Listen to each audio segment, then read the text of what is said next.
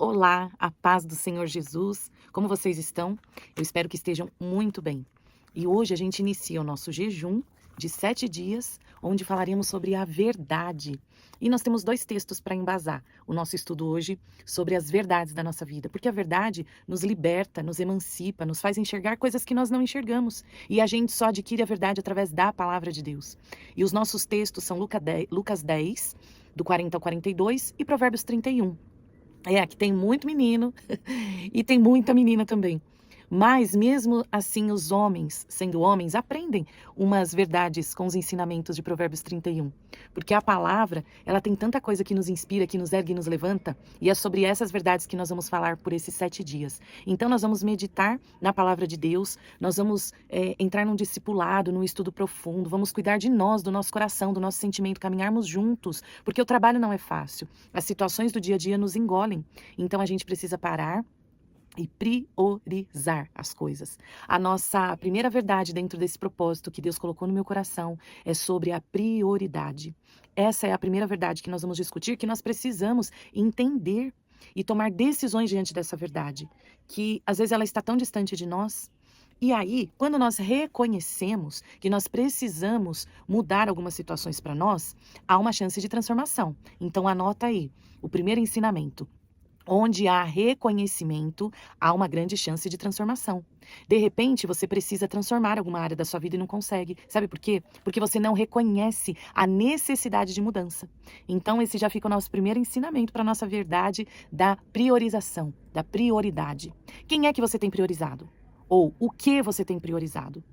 Nós precisamos ser uma pessoa de verdade, de olhar para nós com a verdade. A verdade do quê? Da palavra de Deus. Porque já viu uma história que alguém conta para você, traz uma fofoca, fala mal de alguém? Aí você ouve e passa isso para frente. Vai ter 3 versões: o fato real, o fato de quem fofocou e o fato de quem ouviu a fofoca e passou adiante.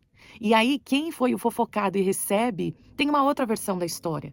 E aí, nesse sentido, a gente tem que olhar para quem? Quem está falando a verdade? Qual é a verdade? Né? A verdade que nos orienta é a palavra de Deus, porque nós não sabemos de fato o que aconteceu. Quando a história chega aos nossos ouvidos, você fica em choque. Mas quem é que vai transformar e mudar toda a situação? É o próprio Deus. Então, em algumas situações assim, a gente precisa se calar e levar tudo em oração. E a pessoa que enxerga através da verdade que é a palavra, para ela mudar, ela precisa reconhecer de fato, fazer uma autoanálise. Mas ela não faz isso para ser perfeita. Quando eu reconheço algumas coisas na minha vida que não estão legais, que eu percebo que eu preciso de mudança e olhar ali e encarar com a verdade, não é porque eu quero ser perfeita, mas é para que eu seja uma pessoa que decida viver debaixo da autoridade de Deus, com temor. A pessoa que enxerga a sua vida através da verdade, que é a palavra, ela decidiu ser submissa a Deus e não aos seus sentimentos, porque os sentimentos nos traem, os sentimentos nos colocam em confusão. E como que a gente consegue lidar com isso? Priorizando. Priorizando o quê? Priorizando o relacionamento com Deus, a busca incessante. Por isso que eu falei, é muito grave nós termos ministros aqui que cuidam de crianças, que não põem uma oração, que não participa, que não se coloca diante de Deus para buscar com intensidade. Nós precisamos priorizar o que é que Deus tem para a nossa vida, através da nossa rotina. A gente tem horários para tudo, só não tem um horário para buscar a Deus, para caminhar com Deus, para estar com Deus. E aí, a gente acaba entrando agora lá em Lucas 10, do 40 ao 42, que é a história de quem? De Marta. Uma mulher atarefada, uma mulher que não parava, que ouvia os barulhos de tudo, do trabalho, das demandas, das necessidades, da limpeza, só não ouvia a voz de Deus. E a rotina de Marta se tornou um peso, e talvez a nossa rotina tenha se tornado um peso. A nossa rotina tem sido algo exaustivo, cansativo, e nós não vemos avanço algum. Sabe o que a gente se torna? Um murmurador. Marta fez da sua rotina um peso. Ela era totalmente ativa, mas ela se desgastava, ela reclamava, ela acusava quem não a ajudava. E não é isso que nós devemos ter nas nossas rotinas, porque senão nós nos tornaremos uma pessoa amarga, uma pessoa que faz fofoca, que fala do outro. Ah, por que que o outro não faz? Nossa, não mudou nada, tá tudo igual. Nossa, essa pessoa deveria ter feito isso ou aquilo. Peraí, mas e você? Por que você também não faz? Por que você não ora? Por que você não busca? E aí, nós precisamos entender que a nossa rotina deve estar pautada, sabe onde? no altar. E como que a gente faz isso? É aí onde a gente entra em Provérbios 31, que serve de exemplo para homens e mulheres. A mulher de Provérbios 31, por que que ela é louvada? Porque ela é posta como excelente, né? A fala do seu marido, que ele diz que ela se destaca diante de todas, ela se supera. Porque na rotina dela, que também é puxada tal qual de Marta, ela faz da rotina um altar. Ela faz tudo com propósito. Ela tem a sua rotina longe de ser meros compromissos. Ela faz tudo dentro de uma reverência, de um temor. Ela não era menos ocupada que Marta. Talvez a rotina dela era pesada tal qual a sua, tal qual a minha. Mas ela era direcionada. Ela fazia tudo dentro do propósito que Deus nos ensina a fazer através da palavra, através da verdade. E essa verdade é o que nos leva a priorizar as coisas. Ela não reclamava. Ela estava sorrindo sempre à frente das situações acontecerem. O que significa isso? Isso é muito forte. Isso significa que ela não era estressada. Ela não era uma mulher que vivia tensa, preocupada, porque ela já olhava no futuro como uma causa já resolvida. Ela era uma mulher de negócios. Ela era uma mulher que limpava, que dava ordem aos empregados, que acordava mais cedo, que costurava, que cozinhava. E para ela não era pesado, porque da rotina dela, ela fez um grande altar.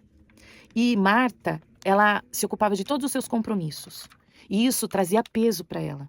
E olha só, ela estava tão perto de Jesus, muito perto. Ela tinha relacionamento com Jesus, de amizade, de caminhar. Jesus foi à casa dela.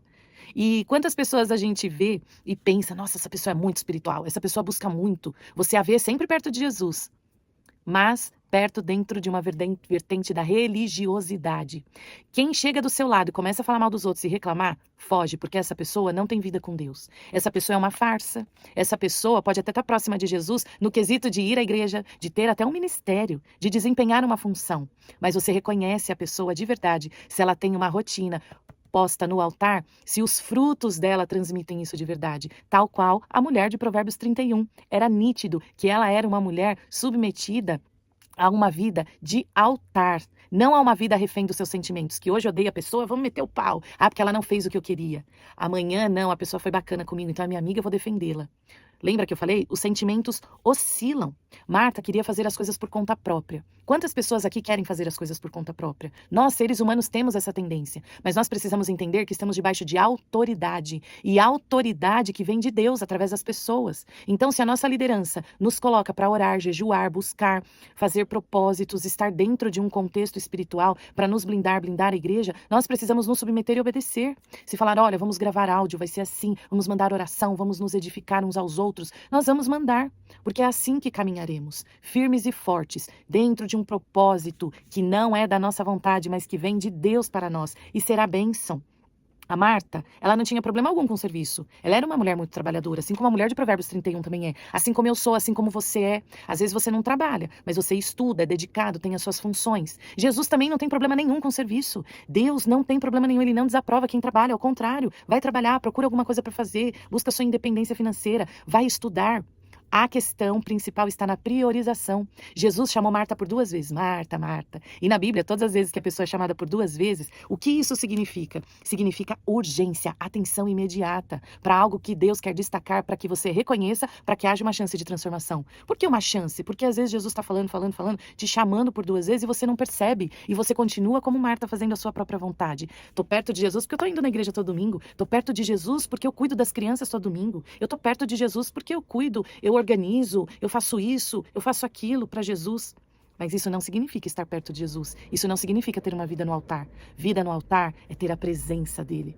Vida no altar é quando ele fala não para você e não responde da maneira que você está buscando e do jeito que você quer e fica em silêncio. Apenas te entrega a presença dele. Será que você é capaz de suportar? Porque quando nós estamos, de fato, com a vida no altar, nós conseguimos dar conta nesse período de processo. Olha só. No meio do serviço que Marta fazia, nós a vemos muito ativa. Talvez como muitos dentro da igreja, super ativos. Nossa, não falta um culto. Tá sempre fazendo tudo, menos buscando a Deus, menos atento. Usa o período do culto para ficar lá fora batendo papo, para se esconder em algum lugar, para não focar naquilo que vem direto do altar para mudar a nossa vida. A gente se ocupa de tantas tarefas e é inconsciente, mas não senta lá para orar, para fechar os olhos, para buscar, para interceder. Mais está no serviço, mais está posto numa rotina incessante que consome, que não para. Nós precisamos aprender a termos atenção naquele que pode mudar e transformar a nossa vida, a nossa história ou a situação a qual nós não concordamos. A mulher de Provérbios 31, ela tinha uma espiritualidade silenciosa. Ela era aquela que via as situações e conseguia organizar por ela mesma, porque ela estava firmada na graça, na condução de Deus. E é assim na nossa vida. As situações acontecem e a gente faz barulho, e a gente fala mal, e a gente reclama, e acusa para o outro que é o responsável, e faz aquela baderna. Mas nós não paramos para priorizar o silêncio, do dobrar dos nossos joelhos e falar: Jesus, olha essa situação, e orar e ouvir a voz de Deus. Não abrimos a Bíblia para ver o que Ele tem para ministrar no nosso coração e acabamos adoecendo, ficamos com raiva, falamos das pessoas, armamos contra as pessoas, porque não temos uma espiritualidade silenciosa, conectada com o nosso Pai. Marta era do barulho, batia a panela, vassoura, chamava, gritava: vem me ajudar, olha a minha responsabilidade, só eu que estou fazendo, você não está fazendo nada.